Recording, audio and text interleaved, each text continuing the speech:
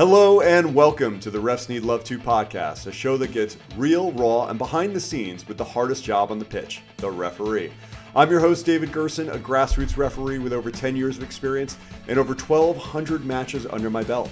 You can find me online at Instagram and TikTok and my website at refsneedlove2.com. Today, we are focusing on health and fitness for referees, specifically the over 40 crowd, which I am a part of. I'm not far off of 50, got a few months left. Who better to talk about that than Brad Williams, the man behind the Over 40 Fitness Hacks website, YouTube, and podcast. He helps individuals looking to fight the aging process while still enjoying their social lives. Who wouldn't love that? He provides valuable insights, tips, and tricks tailored explicitly for the over 40 crowd. He's been a personal trainer and an owner of 4 different gyms, over 14 years of experience. I'm looking forward to learning something today, and I hope you are too. Brad, welcome to the program. Yeah, awesome. Thanks for having me on the show. I'm excited. Oh, no. I'm excited. Are you kidding? I feel like I'm going to gain out of this one today. So tell me, man, how did you get into personal training? Yeah, I grew up here in California, Central California. Always was an athlete playing soccer and various other sports. My dad was a medical doctor. Mom was a nurse. So we already had that at that time, healthiest what you could be upbringing. And I think that was crucial to keep me going for the rest of my life. And eventually graduated from Long Beach State, Southern California, and wanted to do something in business. Various different jobs over the years. And my only real passion was working out, helping other people, running boot camps for places. And I ended up working my last real job, corporate job at the Port of Los Angeles, and great pay, a horrible job, hated it.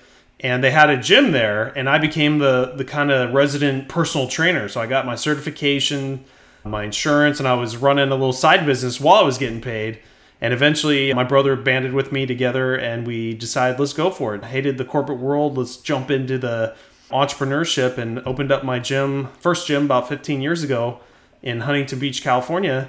And just that was the start of it. And 15 years later, various different gyms and successes, some failures, and never wanting to go back to that brick and mortar world at this point, especially after COVID. But now I'm putting myself out there as I've been a personal trainer for over 15 years. I'm 43 now myself. I started my podcast when I was 40 because the whole theme of my show is I'm a personal trainer. I hit 40. I'm having those problems that all my clients had. And I thought I knew everything. So really had to step up my game, find all these different hacks, I call them, or fitness tips. And not only that, but longevity is very important in my programming as well. So that's my mindset for my show, my mindset for when I'm helping clients out. And that's where I am now. Yeah. So what changes? So when you get to that stage of 40, whether you've been like fit your entire life or you're really just trying to stay healthy, forget about being like a supreme athlete, how do our bodies change as you start aging, especially post 40? Yeah. So I think it's such a multitude of things, but one is we're slowing down more, not just our bodies and chronologically, but because of work and kids and marriage. Probably some injuries at this point. I know 6 years ago, I had a very pivotal moment in my life with a lower back injury, non-workout related, just moving gym equipment. I'm the gym owner, so I'm the bathroom cleaner, the accountant, the website guy, and the mover, which was stupid. Blew out my L5S1, so I'm sure audience over 40 has a whole chock full of injuries that they can attest to. But then our bodies just naturally, this is a progression of aging. It wants to store more fat for longevity because fat is a more efficient fuel source than carbohydrates and anything else.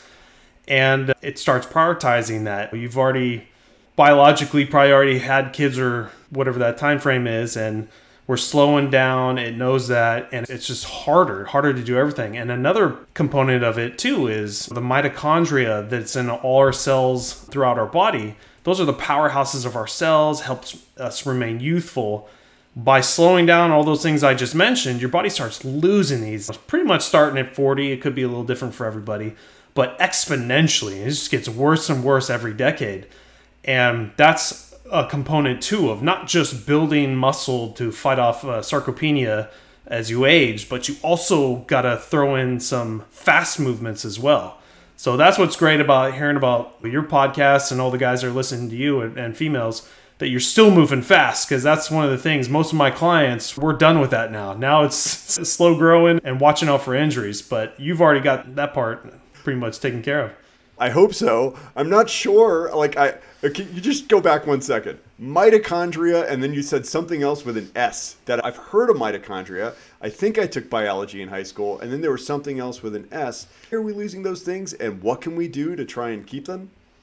Yeah, so sarcopenia is that's just over time, it's just part of aging. Aging, they've now call it like just a disease. Whether we can cure this or not, it's just part of the cycle of being a human.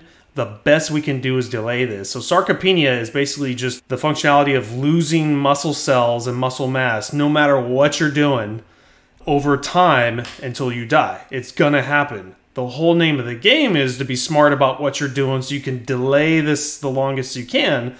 But I'm sadly to put out there that right now at this point, there's no cure for this. Just, can you delay it and have a very quality and longevity life? That's the main thing. And so as far as the other... Oh, go ahead. No, I was just going to say, so I shouldn't feel bad when I see that 21-year-old dude in the gym who's just like freaking ripped, just like full of muscle. And I'm like, yeah, I can't do that.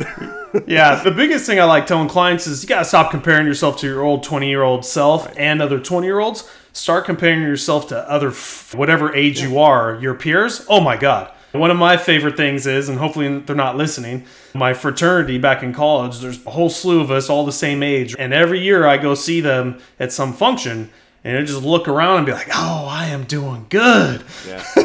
No, so that's kind of what you need to do.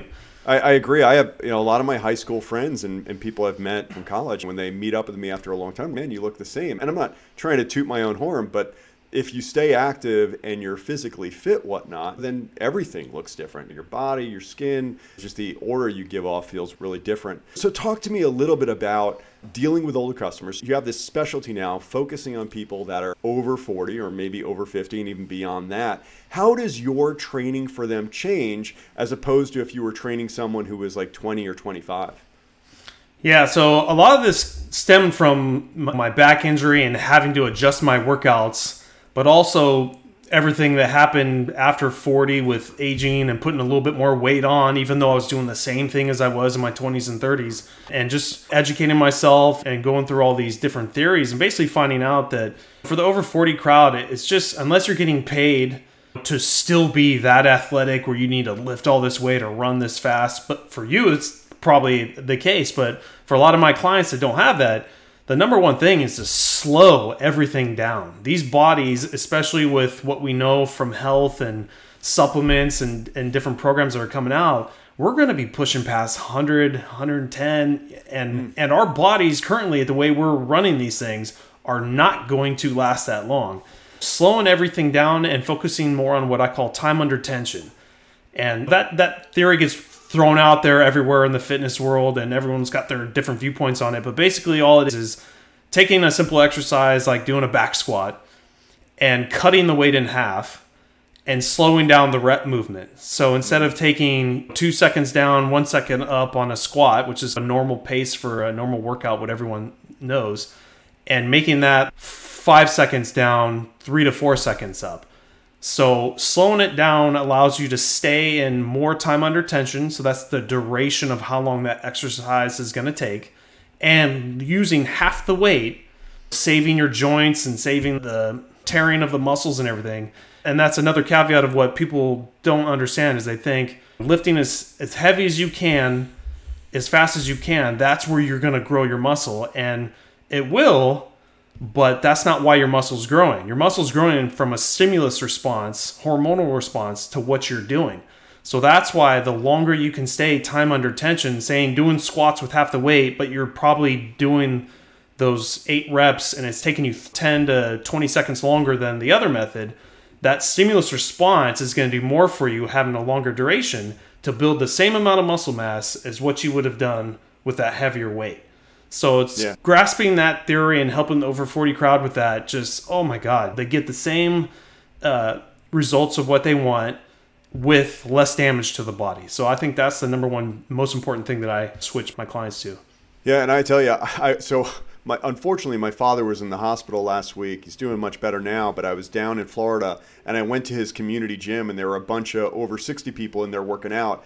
And after listening to your podcast and a few episodes and talking about slowing down, I was so frightened watching these people working out, like throwing these weights up and down and just going as quick as they can through the reps. I was like, oh my gosh, they're going to get hurt. But also I've had my own experience where I went to work out with my son, who was 18 years old, a year and a half ago when he was 18, and trying to max on bench and hurting my shoulder. It's just, I think we need to change what we're doing to be able to keep muscle. Now, I do have a question for you, though. So for us as referees and people listening to this, or either they're referees or they're referee curious or they're referee sympathizers, we do have to get out on the pitch and we do have to run and we do have to switch directions pretty quickly. And so how might we build up strength to be able to handle something explosive like a sprint or a quick change of direction? What might we do, or how should we be training to be able to deal with that? Yeah, so starting off, I'd probably put someone in your position on a similar program of, doing stuff slower, time under tension, maybe a little bit more specific type weighted exercises to what you're doing. But also because of what you're doing, I would throw in, a high intensity day. Since you're already acclimated to that anyways, one high intensity day that's a few days prior to your actual event. You don't want to do it the day before. You'll burn out your body. But that way your body's sustaining that high intensity mode. It can handle the sprints and a lot of those plyometric movements like jumping, moving side to side. And then the other part is, and I still do with my other clients who are not athletes, but I incorporate balance training is huge, whether you're sprinting or doing athletic stuff or not. And then definitely throwing in some plyometrics, which is box jumps, doing things with a little bit more weight, lunges in motion with maybe a med ball. You definitely got to push it a little bit more for someone in your position and your audience. But that's easy to cater to. But that's not doing those kind of things every day. So you're still under the same philosophy of we need to tone this down and be a little bit smarter with how we do our splits for the week. Yeah. So one of the things that is a common injury and something I hear about a lot, so whether it's muscle injuries and pulling calves, pulling hamstrings, but, also one thing that I hear very common, this may be completely separate, is specifically tendons, the Achilles tendon, our knee tendons and things of that nature. Are there any things that we can be doing to stay supple and flexible and not risk those types of injuries? Because as we get older, I hear about it more and more. When I show up to these high school soccer matches where most of the refs are older, it's like the walking wounded out there. Yeah. Yeah, so that's huge. Just like we mentioned, balance training will help with that, build ankle strength, knee strength to help protect those tendons. But I think in your case, really focusing on dynamic warm-ups versus stretching so much. Dynamic warm-ups should be done, in your case, to keep your body nice and primed like almost every day. And that's like running in place, doing high knees, butt kickers, doing karaokas side to side. And it's just using your body weight, no other weight incorporated. You're not going to break records. It's just to get these movement patterns to where your body's used to it.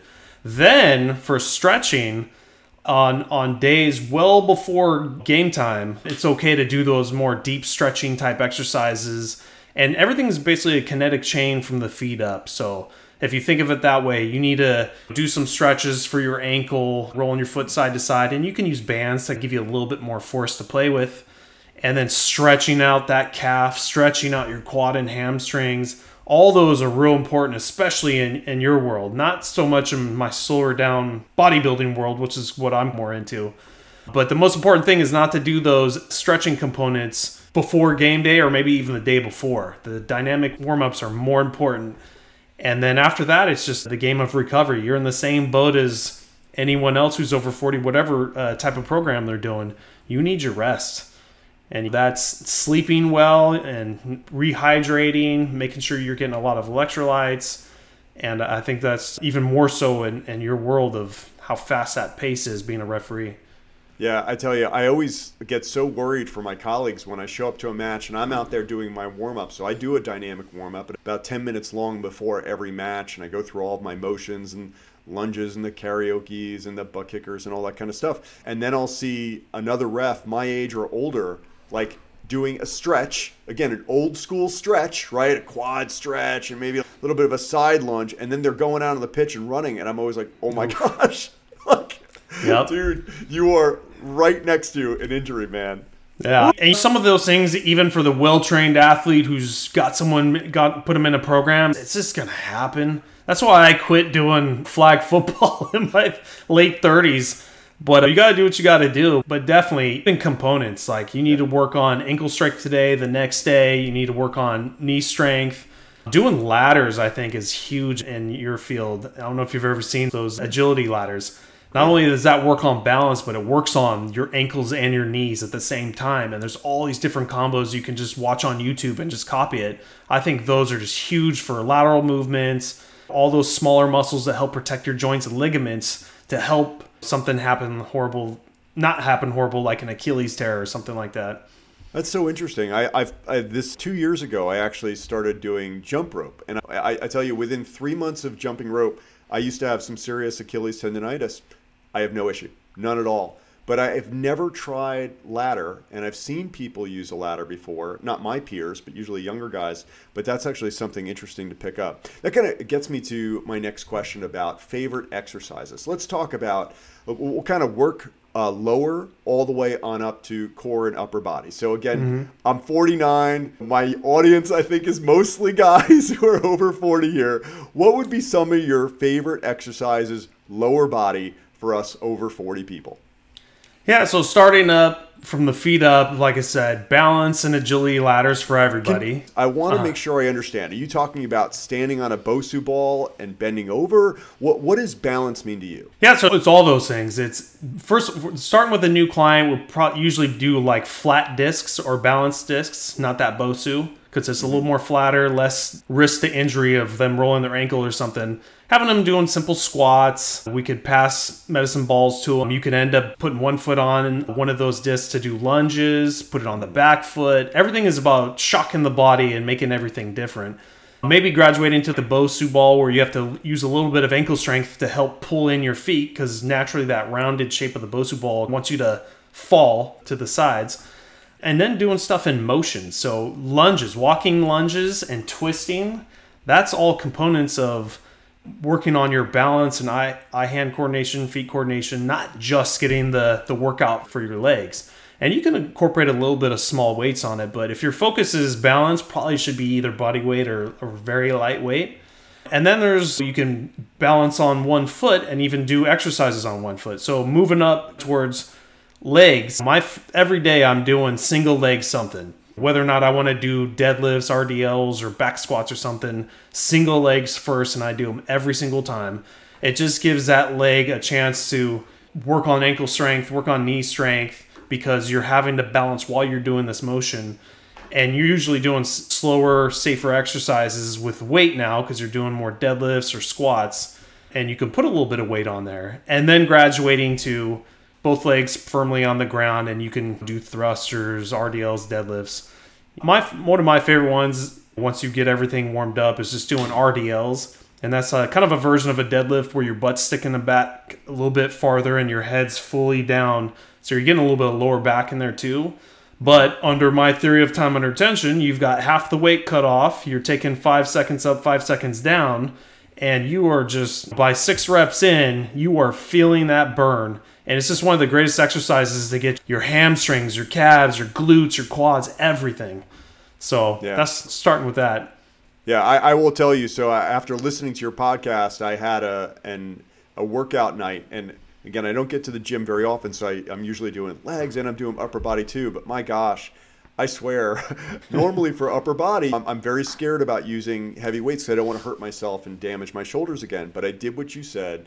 And instead of doing dumbbell flies with 50 pounds, I was doing dumbbell flies with 30 pounds. And I was just going 8 seconds up, like 8 seconds down. And man, I felt it everywhere, like everywhere the next day. And I didn't feel like I was going to hurt myself, but I definitely felt like I was working out. I was breaking a sweat, and all of my muscles were, as you said, time under tension. I felt it, but I didn't feel like I was at risk. And I think that's really important. Yeah.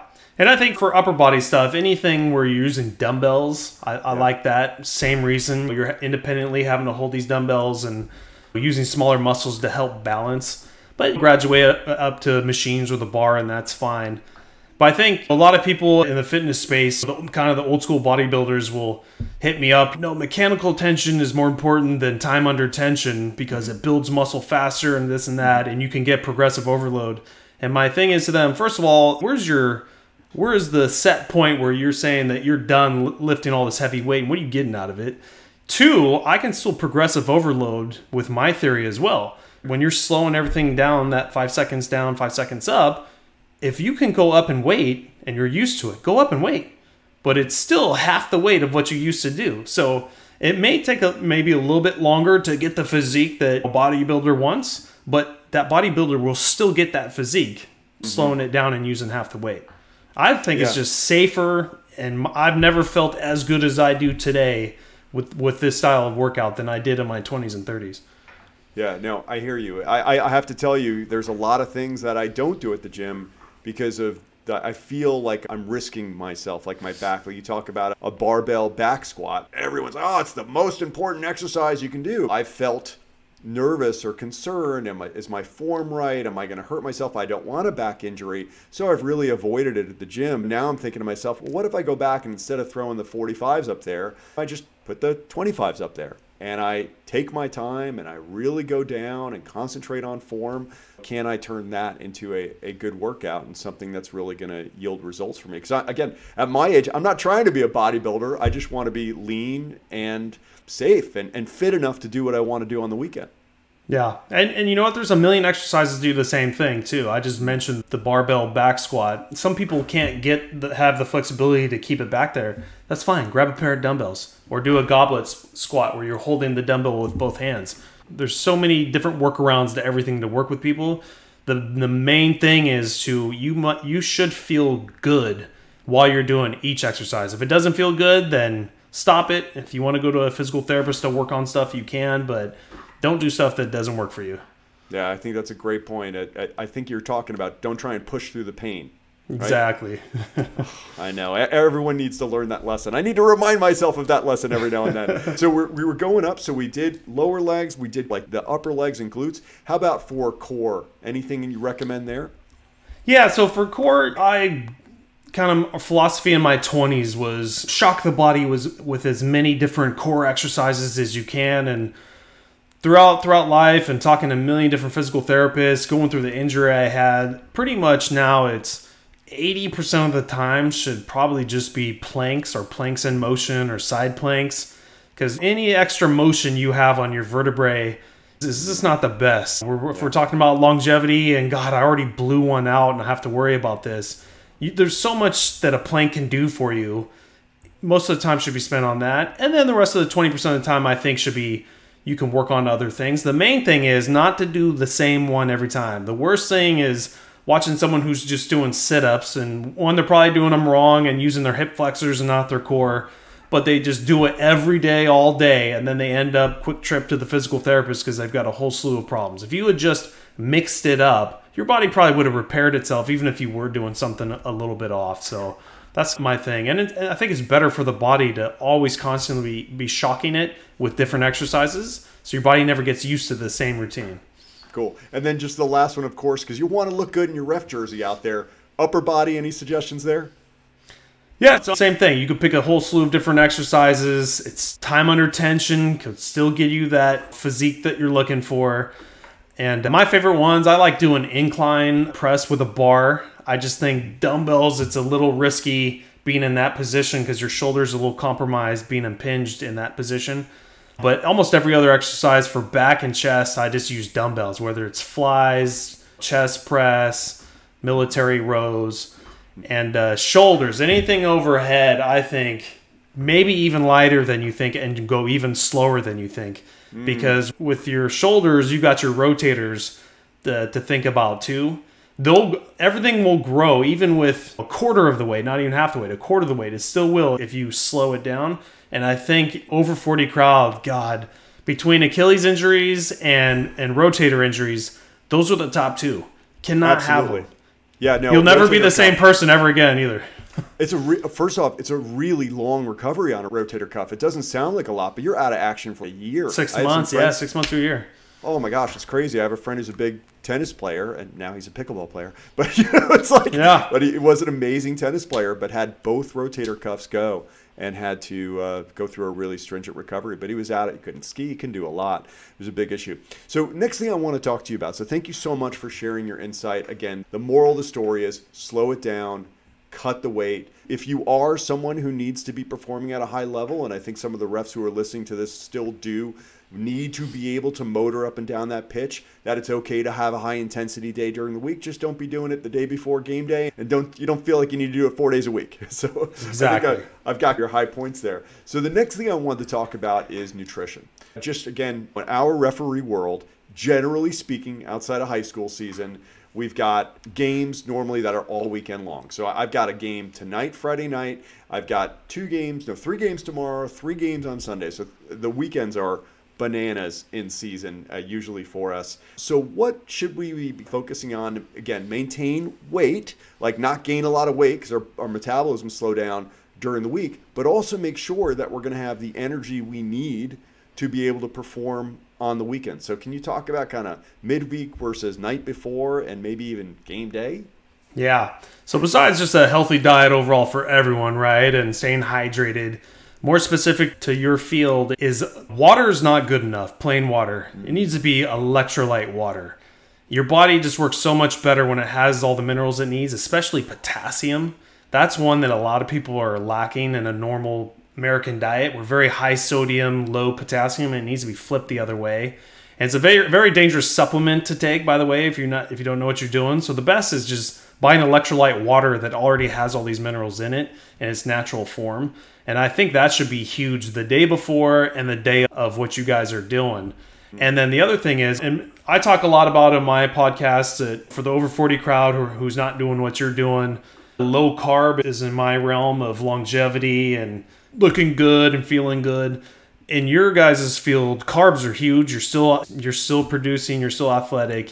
That needs to still be a focus. Doesn't need to be a focus 7 days a week though. So that would mention for you guys, you want to keep lean and mean, keep your form, and do more carb cycling. If you got a Saturday big day, then by Friday morning should be your carb cycling day starting, going real heavy by Friday night, and then heavy Saturday morning. And then the other thing I was going to mention, because I know a lot of refs, like you even mentioned, you had 4 in one day that you were doing. Sometimes you can't eat, you can't do anything but drink water. So 1, you're drinking your electrolyte water, and 2, you can get a carbohydrate powder that's just carbohydrates. That's it. You mix in with your water. You don't eat. You feel like you're drinking water. You're not eating anything, but that'll give you the energy sustained to help you through a few hours of matches. So I think that's a good tip for your crowd. Yeah, no, I think that's great. So again, I want to go back and clarify one thing. You talked about potassium. Are there foods that are high in potassium that can come naturally that we can just add into our diet? How do we get that into the system? Yeah, absolutely. So sodium and potassium have an inverse relationship with each other. The more potassium you have, it actually helps push sodium out of your body, which could hold a lot of bloat too. And then more sodium into your body pushes out the potassium, which is not good for muscle contraction and performance. I'm not a doctor. I always say talk with your doctor, but right. You can Google what's the RDA, and it's usually a 2-to-1 ratio. And so if you don't want to do supplements, which I wouldn't recommend, getting it naturally is just as easy. Just Google what are the highest potassium foods. So It's always the dark green leafy vegetables, artichokes in there, banana is one of the highest fruits, coconut water, if you want to get a little hydrated, electrolytes already built in, and mega high potassium, coconut water is a perfect choice. And then pretty much all meats have potassium. It's more of how much are you salting these meats. And there's nothing wrong with having clean salt added to your meals. It just needs to be in ratio of what you're eating. If you're putting in, if you count and you're doing like 200 milligrams of sodium on your meat, half what's in it and half that you're putting on it, then you need to eat enough meat that's putting up about 400 milligrams of potassium. It's a little bit of research and a little bit of biohacking with yourself to see how you feel with it. But once you got that under control, oh man, performance just starts skyrocketing after that. Yeah, no, I'm a big spinach fan. So I'm all about love my spinach. And you talked about healthy carbs. I love my fruit as well. And today I had a little bit of pasta for lunch. So I got a big couple days ahead of me. So talk to me now. Okay, so we've had a long day on the pitch. What do we do for recovery? Again, we may be performing again the next day. Man, we may just need to get out of bed on Monday to go to work. So for recovery. Yeah, so for recovery, you're finishing off your carb cycling. Still, recover day is still huge on carbs. Replenish what you lost. If your diet, if you're okay with having carbs after that, you can tone it down. Or if you're in my realm of low carb is better, then you could cut down all the way. But I think that day after you need that carbs to refill. Sleep is very important. It should be just part of your routine that I usually sleep 6 hours. Sorry, at least one day out of the week. Get 8 to 9 hours of sleep after one of your matches. Mm-hmm. And then other than that, there's always supplements that can help. ZMA and glutamine are the big two that's really known and researched that if you want to spend a little bit of money, I've used both and they both work, but then I just get lazy because I start messing around with other supplements and you only have so much in your budget to pay for everything. So I don't mind feeling a little bit sore. I'm also not having to recover from a crazy day of running around reffing either. So yeah, no, I hear that. It's wild. I know my fellow colleagues who are listening to this and myself, this weekend, it's not going to be running the whole time. It's a good amount of it is walking, probably half of it, but the other half is going to be running and sprinting.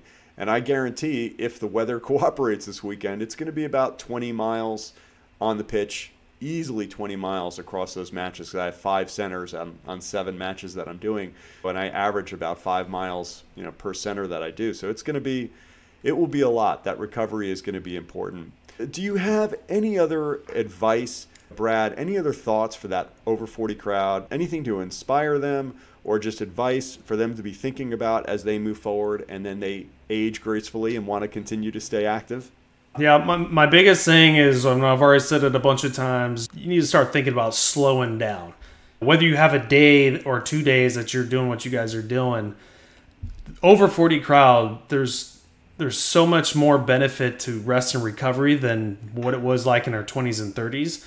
If you're constantly that type of person that's going 6 days hard in the gym, thinking you're going to get all these results, I can do the same amount in 2 to 3 days and resting the rest of the time, as long as I'm getting proper nutrition, my protein, and really focusing on my workouts when I do them, versus that same person who's the diehard gym junkie. And I think it's just not worth it. We're both going to have the same bodies, maybe a slight performance increase on the other part, but they're the ones that are going to have all the injuries, all the ligament tears and busted rotator cuffs, and it's just not going to work for you. And it gets harder and harder every decade. Slowing everything down, working more. My biggest thing is you got to chop these things into different buckets, I like to say. It's not just, okay, I work out. That's it. No, that's one bucket. Then there's diet. Inflammation is huge. Stress, physical stress, mental stress is huge for over 40 crowd.